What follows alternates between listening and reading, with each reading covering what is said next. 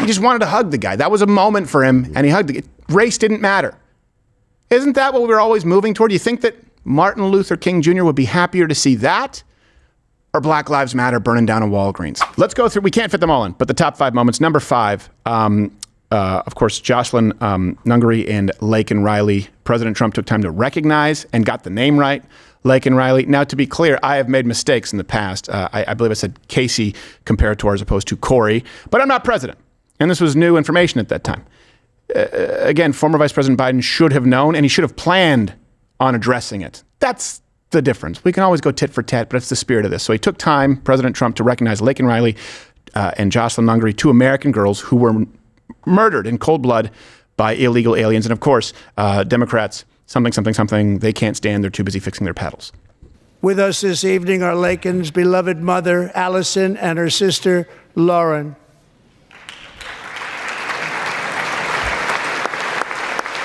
Last year, I told Laken's grieving parents that we would ensure their daughter would not have died in vain.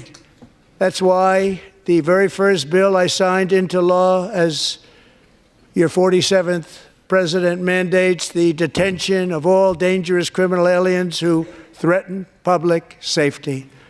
It's called the Laken Riley Act. So Allison and Lauren, America will never, ever forget our beautiful Laken Hope Riley. Alexis, I promised that we would always remember your daughter, your magnificent daughter, and earlier tonight I signed an order keeping my word to you.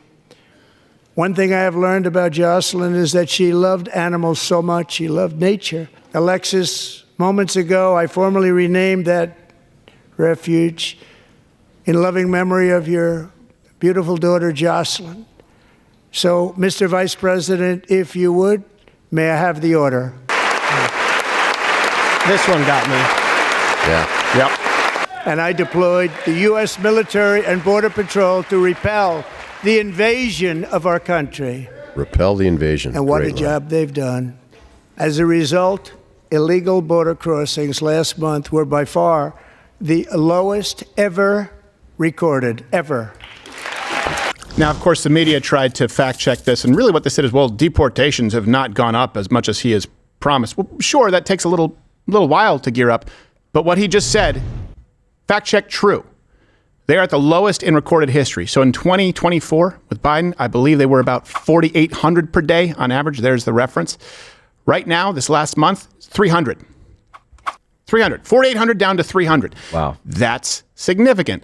Now, not as significant, but still significant. If you look at the increased deportations in Donald Trump's first month, I believe there's a net gain of 37,000 deportations. So it's increased. Not as much, not the millions that we need, but when you reduce it by over 4,200 per day as far as people crossing over, and you increase the deportations, now you start getting the full picture. When do you please the media, by the way? When do you please the left? When it's not enough deportations or when it's too many deportations? What is the magic number for you idiots? Exactly. I'm happy with the general idea of fewer crossings, good. More deportations, good. We are on the right track, and this is the biggest shift. It's the biggest pendulum swing I've seen in my lifetime. You can comment below if you agree. I've never seen anything like it, and I've been following politics since I was 13, which is sad when I say it out loud. But maybe you should have went to the arcade. Or I did that too, but I was raised in Canada. I was surrounded by communists. We have breaking news right now before we get to the prisoner you were thinking of before. Yes, Mark Fogel. Mark Fogel has been released by Russia, or is an agreement. Or Russia releases. No, he was there last night. Yeah, he was there last night. Yeah, Mark Fogel. Yeah. Oh, that's the name. Okay, good. Yeah. I thought you were saying he was, I'm like, no, he's not being released right now. He was released last night. Yeah, but his name is Mark Fogel. Oh, he was released a while ago, but he was there. Anyway, okay, his name is Mark Fogel, because we don't want me to get the name wrong and then it become a whole Lincoln Riley thing. And you don't want to say Jared Fogel because then he's a pedophile who deserves to be raped by president. All right. Number 4. As far as moments here, this is where you see vintage Donald Trump. He called out non-Native American Elizabeth Warren for being a warmonger, and he stuck the landing with a good nickname. Yeah. With no end in sight, the United States has sent hundreds of billions of dollars to support Ukraine's defense. With no security, with no anything. It was a staged protest. Do you want to keep it going for another 5 years? Yeah, you would say Pocahontas says yes. Advance. That's what I was talking about. She's trembling. Oh my goodness. Yeah. I'm just going to keep clapping here awkwardly and hope no one brings up my 23andMe and the fact that I wrote a racist cookbook called Pow Wow Chow, the most racist grifting that has ever taken place in the halls of government. She wrote a cookbook about an entire race of people, and she's not one of them. What a bitch. I'm sorry. I think, what was it? God, she 1 sucks. 2048? Yeah, 2048. Something like that. None. Okay, none. She's effectively 0 parts Native American and wrote Pow Wow Chow. And me and Pawpaw. No, you never called him Pawpaw. You know how I know? Because he's not even the 1024th. He's not Native American. You never thought he was Native American. You're full of it. Everything about them. Cheekbones, Stephen, the cheekbones. Yeah, the cheekbones. Yeah. Right after that, she said, I got to go smoke him peace pipe. Yes, exactly. With Al Green. Oh, wait, you're a black guy? I was fooled by that. Yeah, she I put it on thought he was a the guy from college Red application. Yeah, I know. Exactly. These people just game the system. Here's another one. It's not as funny, but it's pretty important if people missed it. Number 3, he talked about American ships. And I think a lot of Americans today, they fail to realize how consequential this is. A lot of people think, people don't travel by ship. But we actually rely on our ability to create ships probably more than in the late 20th century because of things like Amazon Prime, because of the fact that so many people are having more items shipped. Back in the day, you may not remember this, if you received a package, like that was an event. It was a big, like, oh my God, someone's thinking of me, a package. Now you're kicking them out of the way. You're like, this is stupid. It's just, what's Prime again? So he discussed the need and a plan regarding American ships and what we're going to do with this new government. To boost our defense industrial base, we are also going to resurrect the American shipbuilding industry, including commercial shipbuilding and military shipbuilding. I am announcing tonight that we will create a new Office of Shipbuilding in the White House and offer special tax incentives to bring this industry home to America where it belongs. We used to make so many ships. We don't make them anymore very much, but we're going to make them very fast, very soon. And what's funny is I heard the media when I was watching MSNBC and CNN last night talking about how are we going to deal with China? Because now they're back to understanding as an adversary and they're trying to undercut President Trump, saying that because he's not helping Ukraine, that signals to China that we're weak, something like that. I don't really understand their roundabout logic, but they're angry lesbians. I digress. Here's why this matters. China's shipbuilding capacity right now is 630 times greater than that of the USA. Oof. They're responsible for 75% of the global shipbuilding market. You know, I've heard it described to me by someone in the Navy, an officer. He said, outside of nukes, and someone here can comment if this is true. He could have been pulling my leg. It seems to check out. He said, outside of nukes, he said, if you're not in warfare that is specifically going to involve nukes, he said, the next most important deterrent and the next most important piece on the board is carriers, is aircraft carriers. And of course, we have 11. I believe the next closest is China with 3. So he laid out for me, this was a while ago, he said, people do not understand how important ships are and how exposed we will be if other people build up their military ship capacity. So we really need to maintain that firepower. That's important. It's important for both commerce and it's important for our military. That was a big deal. And by the way, a big pivot from the previous administration. Number 2, this is the one that everybody loves, but there might be some context that is worth addressing. President Trump introduced DJ Daniel, a 13-year-old brain cancer survivor, an aspiring police officer, and this whole thing was so sweet that you might get a cavity. And remember, most Democrats didn't stand. His name is DJ Daniel. He is 13 years old, and he has always dreamed of becoming a police officer.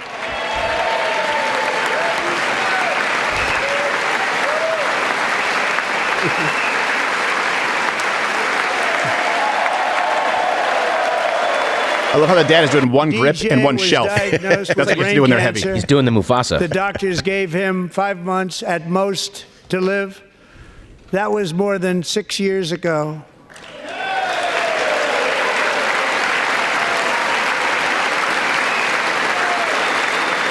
I am asking our new Secret Service Director, Sean Curran, to officially make you an agent of the United States Secret Service. Because this is great. I'm a 13-year-old with a badge.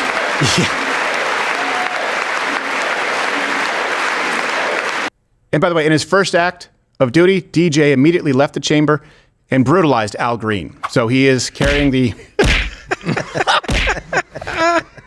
What you talking about, Al Green? I still have his greatest hits album.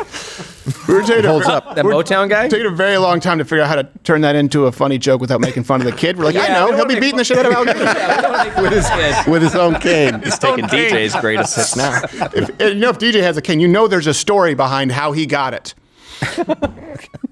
By the way, when people talk about bridging that racial divide, that was organic. The kid just, if anyone out there who's had to deal with younger kids, and I know that with brain cancer, I'd imagine 13 sounds older, but it affects your development. He just wanted to hug the guy. That was a moment for him, and he hugged the guy. Race didn't matter.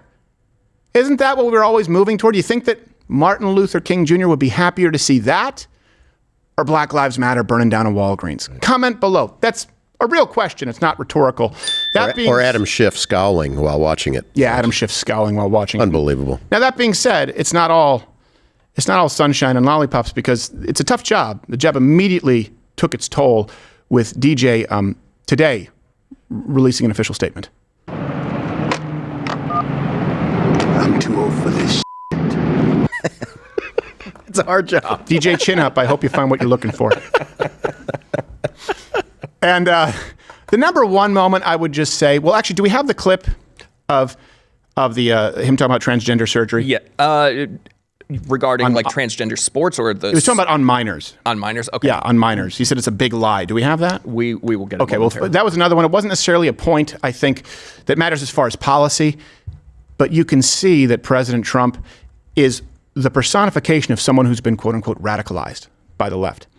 When he gets up there and he says, it doesn't matter, they won't stand no matter what I do. They'll never clap, they'll never stand, they'll never cheer. That's true. How do we know? Because they didn't stand for a child with brain cancer.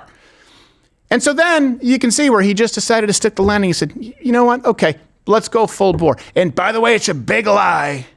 Transitioning children, we won't allow that to happen anymore. It's a big lie. That's a huge statement from the first pro-gay marriage president in the history of this country. Donald Trump, you may not remember this. He was the first president to enter into office as a pro-gay marriage candidate and president-elect. Do you guys know that?